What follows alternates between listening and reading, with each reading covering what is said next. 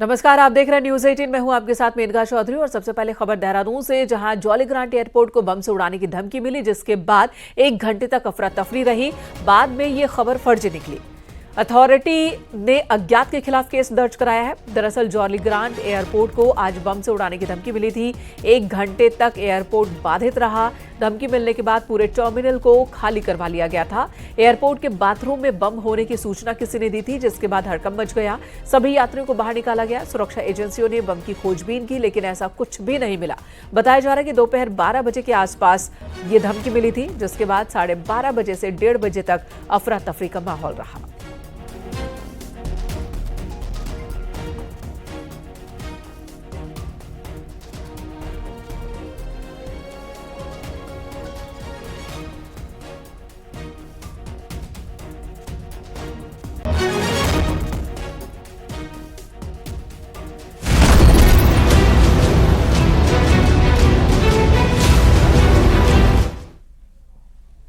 लंबे इंतजार के बाद आखिरकार उत्तराखंड में ऊंचाई वाले इलाकों में जमकर स्नोफॉल हुआ और वहीं चारों धामों में भी बर्फबारी हुई है।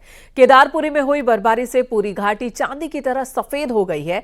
वहीं बद्रीनाथ धाम में हुए स्नोफॉल से हर तरफ बर्फ ही बर्फ दिखाई दे रही है। गंगोत्री और यमुनोत्री धाम में भी बर्फ की चादर हर तरफ दिख रही है। 3 तस्वीरें आपके सामने हैं। केदारनाथ धाम, बद्रीनाथ धाम और गंगोत्री धाम की ये तस्वीर हम आपको दिखा रहे हैं। हर तरफ बर्फ ही बर्फ। काफी लंबा इंतजार इस बार करना पड़ा। स्नोफॉल को शुरू होने में लंबा वक्त लग गया, लेकिन उसके बाद का ये मनोरम दृश्य आप देख रहे हैं। हर तरफ बर्फबारी के बाद चांदी साहिब उत्तराखंड दिख रहा है।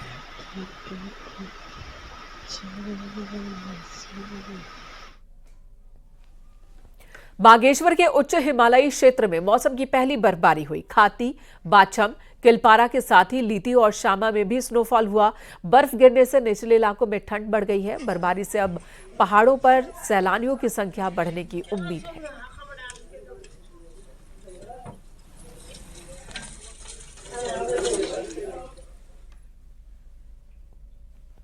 अल्मोड़ा जिले में भी सीजन की पहली बर्फबारी हुई। चौबटिया, जागेश्वर, बेंसर समेत जिले की ऊंची चोटियों पर बर्फबारी हुई है और इसी के साथ निचले इलाकों में बारिश, जिसकी वजह से अब किसान खुश हैं। लंबे समय से बारिश न होने की वजह से सूखे जैसी स्थिति बन गई थी। सैलानी भी अब पहाड़ का रुख करने लगेंगे, क्योंकि अभी तक सैलानियों से पहाड़ मायूस ही था और ऐसे में बर्फबारी के बाद पर्यटन कारोबार में भी तेजी आने की उम्मीद है।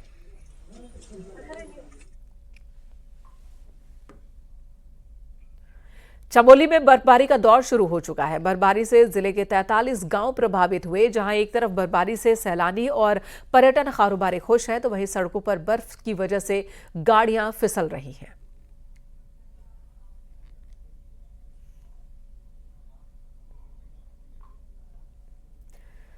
अगर आप घूमने निकले और अचानक स्नोफॉल के नजारे मिल जाए तो सफर पर 4 चांद ही लग जाते हैं। पहाड़ों में आज सैलानियों को कुछ ऐसा ही नजारा मिला। नैनीताल पहुंचे सैलानी बर्फबारी देखकर बहुत खुश दिखे।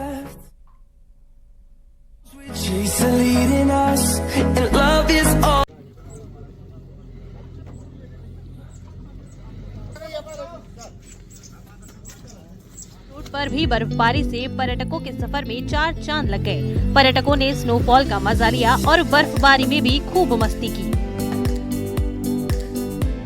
हम लोग तो बस घूमने आए थे, हम और मेरी मम्मी। तो हम लोग आए थे कि एकदम मस्त 2 दिन का ट्रिप जाएंगे, कैची धाम, नैनीताल घूम के आ जाएंगे। और ये जो टाइम था ये स्नोफॉल का था नहीं, बट अनएक्सपेक्टेडली जो हम लोग स्नोफॉल देखे हैं ना, एकदम मजा आ गया। एंजॉय किया है? बेस्ट एक्सपीरियंस है लाइफ। हमने सोचा नहीं था स्नोफॉल होगी। हमने तो सोचा था कि बस ऐसे ही थोड़ा ठंड एंजॉय करने आए थे हम, लेकिन स्नोफॉल हो गई। जितना सोचा था उससे ज़्यादा अच्छा फील हो रहा है। एंजॉय कर रहे हैं? हाँ, बहुत एंजॉय कर रहे हैं। हमें विश्वास नहीं था कि ये स्नोफॉल हमें देखने को मिलेगा और मतलब पूरी वाइब सी आ रही है कि हम हरियाणा से आए हैं, फरीदाबाद ज़िले से आए हैं और हमें यहाँ के इतना सुकून महसूस हो रहा है। यहाँ का रोप वे, यहाँ का टूरिज़्म, यहाँ की मीडिया सब बहुत बढ़िया है। मौसम विभाग ने पहाड़ों में स्नोफॉल की चेतावनी जारी की थी, जिसके बाद पहाड़ों में बर्फबारी हुई है। नैनीताल में पिछले 3 सालों से स्नोफॉल के नजारे कम ही देखने को मिले, लिहाजा इस बार की बर्फबारी से कारोबारी भी उत्साहित हैं। 3 साल बाद हुआ है, थोड़ा थोड़ा तो हुआ है, लेकिन 3 साल पहले जितना हुआ था उतना नहीं हुआ ये। तो 3 साल बाद ज़्यादा होगा अगर इस बात उम्मीदें ज़्यादा हैं बाद में कि नहीं, उम्मीदें तो हैं सर। अभी पीक टाइम है, शुरुआत ही है अभी तो स्नोफॉल की। स्नोफॉल होने के बाद सैलानियों की संख्या सरोवर नगरी में बढ़ने की उम्मीद अब कारोबारियों को है, क्योंकि क्रिसमस और नए साल के जश्न के लिए अभी कोई खास बुकिंग होटल कारोबारियों को नहीं मिली है, लेकिन स्नोफॉल के बाद कारोबार को बूम मिलने की उम्मीद है।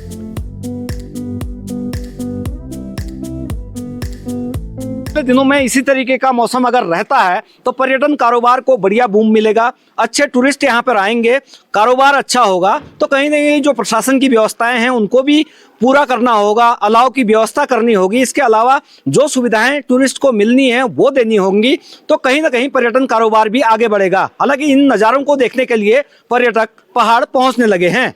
वीरेंद्र बिष्ट, न्यूज़ 18, नैनीताल।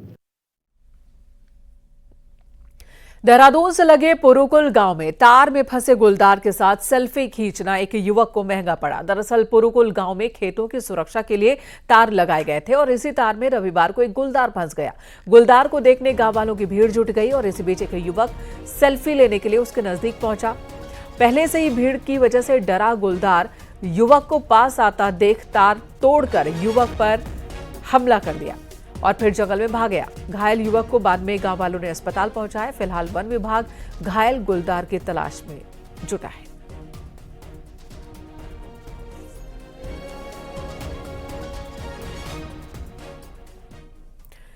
बाहरी राज्यों से उत्तराखंड आने वाले टूरिस्ट के लिए खबर है। उन्हें उत्तराखंड बॉर्डर पर अब एंट्री फीस के रूप में ग्रीन सेस चुकाना होगा। 1 जनवरी से ये व्यवस्था लागू हो जाएगी।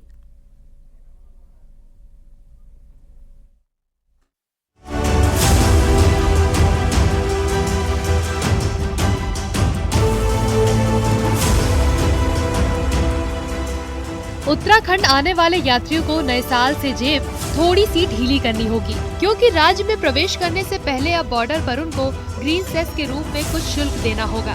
शुल्क की ये राशि 40 से 80 रुपए के बीच होगी, जो अन्य राज्यों की तुलना में काफी कम है। सीएम पुष्कर सिंह धामी का कहना है कि उत्तराखंड की आबादी करीब 1.25 करोड़ है। सरकार को सिर्फ उनके लिए ही इंफ्रास्ट्रक्चर विकसित नहीं करना होता, बल्कि इसके 8 गुना अधिक उत्तराखंड आने वाले तीर्थयात्रियों, पर्यटकों के लिए भी व्यवस्था बनानी होती है। इसीलिए सेस लगाने का फैसला लिया गया है। ग्रीन सेस का प्रस्ताव: 4 पहिया वाहन 40 रुपए, 3 पहिया वाहन 20 रुपए, मध्यम वाहन 60 रुपए, भारी वाहन 80 रुपए। हमारा राज्य अब केवल मैं कहूँ कि 1 करोड़ 25 लाख लोगों के लिए सुविधाओं को जुटाने का काम, आवश्यकताओं को जुटाने का काम नहीं है। हमको जो है राज्य के अंदर आने वाले लगभग 8 से 10 गुना ज़्यादा लोग जो प्रतिवर्ष हमारे राज्य के भ्रमण पर आते हैं, उन व्यवस्थाओं को भी सुनिश्चित करना है। इसलिए हम चाहेंगे कि सभी लोग उसमें अपना अपना योगदान करें और जो लोग अपनी गाड़ियां लेकर आते हैं उनसे भी हमारे राज्य को योगदान की अपेक्षा रहेगी। इसी को ध्यान में रखते हुए उत्तराखंड में जो बाहर से एंट्री करने वाले जितने भी प्राइवेट वाहन होंगे उनके ऊपर उत्तराखंड सरकार द्वारा ग्रीन सेस लगाया जा रहा है। लगभग सालाना 1 करोड़ से ऊपर 1 करोड़ के ऊपर यहाँ वाहन आते रहते हैं। यहाँ पे जो प्राइवेट वाहन है, इसमें मुख्य रूप से जो ईवी वाहन है और हाइब्रिड वाहन है या सीएनजी पर चलने वाहन है, उनके ऊपर ग्रीन सेस नहीं लिया जाएगा। ग्रीन सेस वसूलने का जिम्मा परिवहन विभाग का होगा। सेस की राशि वाहन मालिकों के फास्टैग वॉलेट से काटी जाएगी। इलेक्ट्रॉनिक, सीएनजी और हाइब्रिड वाहनों को सेस से छूट दी जाएगी। इसके लिए निजी ऑपरेटरों से टेंडर भी आमंत्रित कर लिए गए हैं। उत्तराखंड प्रदेश के विकास के लिए निर्णय उचित है और इससे प्रदेश को राजस्व वृद्धि के रूप में विकास कार्य करने में मदद मिलेगी।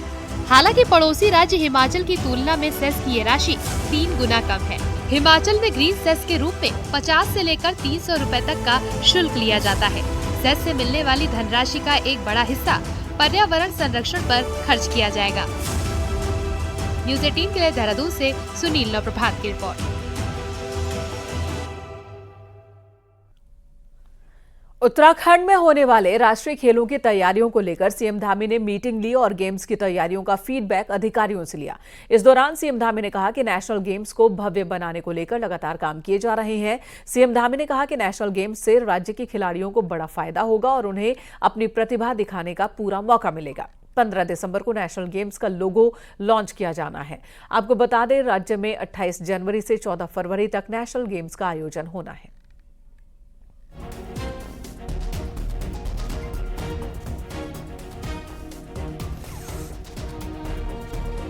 व्यक्तित्व का विकास होगा, साथ ही इस आयोजन को भव्य और दिव्य बनाने के लिए, बहुत शानदार बनाने के लिए हम पूरे प्रयास कर रहे हैं। हर तरीके से सभी डिपार्टमेंट, सभी जिम्मेदार लोग, हमारा खेल विभाग, खेल मंत्री जी, उनकी पूरी टीम लगातार इसके लिए प्रयास कर रही है और हमारा प्रयास होगा कि जो हमारे खिलाड़ी हमारे राज्य में आएंगे, देश के लगभग 10,000 खिलाड़ी इसमें प्रतिभाग करने वाले हैं, वो एक अच्छा अनुभव लेकर हमारे राज्य से एक अच्छा अनुभव लेकर जाएं।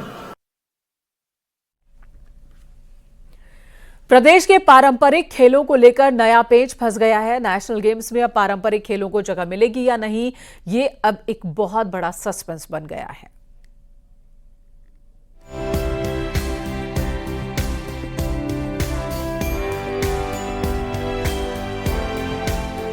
28 जनवरी से उत्तराखंड में नेशनल गेम्स होने वाले हैं। प्रदेश में होने वाले खेलों के लिए भारतीय ओलंपिक संघ की तरफ से 34 प्रकार के खेलों को ही अनुमति मिली है, लेकिन इन खेलों के साथ राज्य सरकार ने प्रदेश के पारंपरिक 7 अन्य खेलों के आयोजन की अनुमति मांगी थी, जिस पर अभी तक भारतीय ओलंपिक संघ ने हरी झंडी नहीं दी है। योगा, मलखम्ब, राफ्टिंग, कलारी पयटू, मुर्गा झपट, पिट्ठू, ढोडा जैसे 7 खेलों को नेशनल गेम्स में रखा गया है, लेकिन ये खेल सिर्फ प्रदर्शन के लिए होंगे या इन खेलों के खिलाड़ी मेडल से नवाजे जाएंगे, इस पर भी संशय बना हुआ है। हम यही कह रहे हैं कि भी जो गेम डेमोन्स्ट्रेशन गेम में है उसको मेडल गेम में रखा जाए, क्योंकि मेडल गेम में इसलिए रखा जाए क्योंकि उत्तराखंड का इंडिजिनियस गेम है। उत्तराखंड होस्ट स्टेट है जो कि इसका आयोजन कर रहा है, तो कुछ वो अपने खेलों को भी, पारंपरिक खेलों को भी प्रोत्साहित करना चाहता है। स्वाभाविक रूप से एक डेमोन्स्ट्रेशन गेम जिसमें कि मेडल नहीं मिलेगा उसका मनोबल देखिए, और स्वाभाविक रूप से जिसमें आपको मेडल मिलेगा उसका मनोबल काम करने का देख लीजिए, तो फर्क होता है। तो इसीलिए हमारी ये कोशिश है। माना जा रहा है कि नेशनल गेम्स में राज्य के पारंपरिक खेलों को शामिल करना मुश्किल है, लेकिन इस पर फाइनल मुहर भारतीय ओलंपिक संघ को लगानी है, जिसके बाद तय होगा कि प्रदेश के राज्य खेलों को जगह मिलती है या नहीं। यह अधिकार जो है भारतीय ओलंपिक संघ के अध्यक्ष जी को है, और ये चिट्ठी आज गुजारिश वाली चली जाएगी। देखो उसमें क्या निर्णय होता है, वही उसका फैसला करेंगे। प्रदेश के खिलाड़ी इन पारंपरिक खेलों के लिए भी मेहनत कर रहे हैं। यदि पारंपरिक खेल राष्ट्रीय खेलों में नहीं जुड़ सके तो इन खिलाड़ियों की मेहनत बेकार जाएगी, साथ ही उनका मनोबल भी टूटेगा। न्यूज़ 18 के लिए देहरादून से सत्येंद्र बर्तवाल की रिपोर्ट।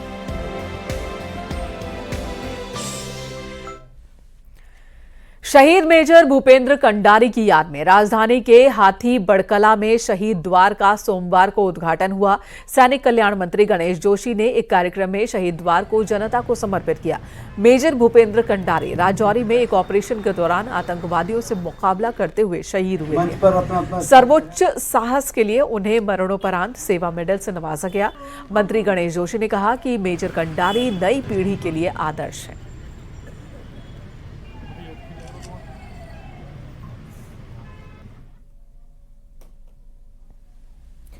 बांग्लादेश में अल्पसंख्यक हिंदुओं पर अत्याचार के विरोध में सोमवार को मुस्लिम समुदाय ने पिरान कलियर दरगाह पर चादर चढ़ाई और शांति की दुआ मांगी। वक्फ बोर्ड के अध्यक्ष शादाब शम्स समेत समुदाय के मुस्लिम चेहरों ने पिरान कलियर में शांति के लिए दुआ की। गौरतलब है कि बांग्लादेश में हिंदू अल्पसंख्यकों पर हमले लगातार जारी हैं।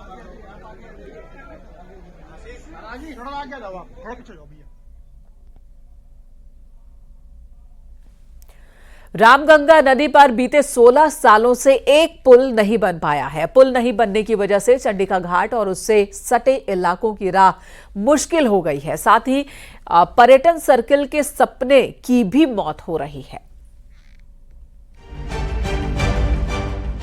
रामगंगा में साल 2006 में 80 मीटर का मोटर पुल मंजूर हुआ था, लेकिन 1.5 दशक से ज्यादा का वक्त गुजरने पर भी पुल वजूद में नहीं आ पाया। ये बात अलग है कि नदी के दोनों ओर रोड बन गई है, लेकिन पुल न होने से ये रोड हजारों की आबादी के लिए सफेद हाथी साबित हो रही है। पुल के बनने से बेरीनाग, गंगोली हाट, कनाली छीना, डीडी हाट और पिथौरागढ़ के लोगों को सीधा फायदा होता। साथ ही एक ऐसा सर्किल भी तैयार होता जिसकी मदद से चंडिका घाट, पाताल भुवनेश्वर और हाट कालिका मंदिर की यात्रा आसान होती। अगर ये पुल बन जाता तो धार्मिक दृष्टि से भी बहुत महत्वपूर्ण था। जैसे एक दिन में आदमी चंडिका घाट में पूजा करके वहाँ से 10 किलोमीटर के बाद आपका पाताल भुवनेश्वर आता है, 12 किलोमीटर बाद हाट कालिका मंदिर आता है। एक ही दिन में आदमी हाट कालिका माता के दर्शन करके, पाताल भुवनेश्वर के दर्शन करके, चंडिका घाट के दर्शन करके वापस पिथौरागढ़ आ जाता। पुल के वजूद में आने से तैयार होने वाला पर्यटन सर्किल रोजगार के भी दरवाजे खोलता। इतना ही नहीं, सैलानी इस सर्किल का सफर सिर्फ एक दिन में पूरा कर सकते हैं। साथ ही 3 ब्लॉकों की दूरी भी काफी कम हो जाती। बावजूद इसके सरकारी तंत्र पुल को लेकर कछुआ चाल चल रहा है। अब प्रशासन ने एक बार फिर रिवाइज एस्टीमेट भेजा है, जिसमें पुल बनने में अब 14 करोड़ की लागत लगनी है। पुल के संबंध में जो एक लंबे समय से जो कार्रवाई चल रही है वो अब अंतिम चरण में है। वन भूमि के प्रकरण जो है सारे निस्तारित हो चुके हैं और इसमें एक रिवाइज एस्टीमेट, चूंकि रेट्स जो है रिवाइज हो गए थे, रिवाइज एस्टीमेट अभी 14 करोड़ के लगभग का बना करके इसको भेजा जा रहा है। पहाड़ों में कनेक्टिविटी आज भी बड़ा मुद्दा है। रोड और पुलों की कमी की वजह से लोगों को कई मुश्किलों से दो चार होना पड़ता है। फिर भी इस ओर ना तो विभागों की नजर जाती है और न ही नेताओं को कोई फर्क पड़ता है और जनता मुश्किलों से जूझने को मजबूर है। न्यूज़ 18 के लिए पिथौरागढ़ से विजय वर्धन उप्रेती की रिपोर्ट।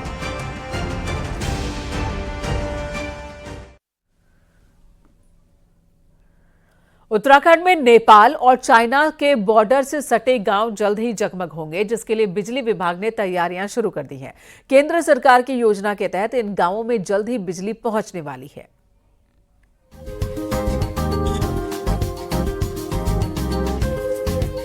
केंद्र सरकार ने उत्तराखंड में नेपाल और चाइना बॉर्डर के 3 सीमांत जिलों के गांवों को वाइब्रेंट विलेज योजना से जोड़कर सीमावर्ती इलाकों के विकास की पहल शुरू की है, जिसके तहत इन जिलों उत्तरकाशी, चमोली और पिथौरागढ़ के गांवों में बिजली विभाग 1150 बिजली कनेक्शन देने जा रहा है, जिसमें चमोली जिले को छोड़कर पिथौरागढ़ में 832 और उत्तरकाशी में 322 बिजली के नए कनेक्शंस लगेंगे। 8 गांव तो हमारे पिथौरागढ़ में हैं और उत्तरकाशी में 3 गांव हैं। ये केवल वहां पर घर हैं। टोटल पिथौरागढ़ में है हमारे 832 घर और उत्तरकाशी में 322 घर हैं।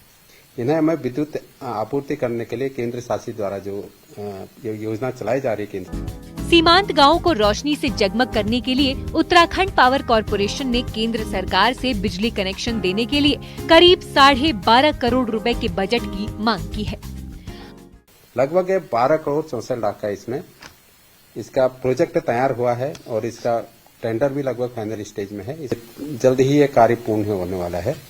इसमें लगभग जो बॉर्डर में रहे लोगों को 1154 घरों को अच्छी विद्युत सुविधा हम प्रदान करने जा रहे हैं। वाइब्रेंट विलेज योजना से जहां प्रदेश के सीमांत गांव में पहली बार बिजली पहुंचेगी, वहीं प्रदेश का हर घर बिजली से रोशन होने का सपना भी साकार होगा।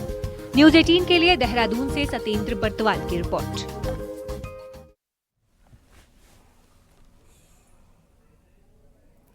यहां रुकेंगे एक ब्रेक के लिए। खबरें ब्रेक के बाद भी जारी हैं।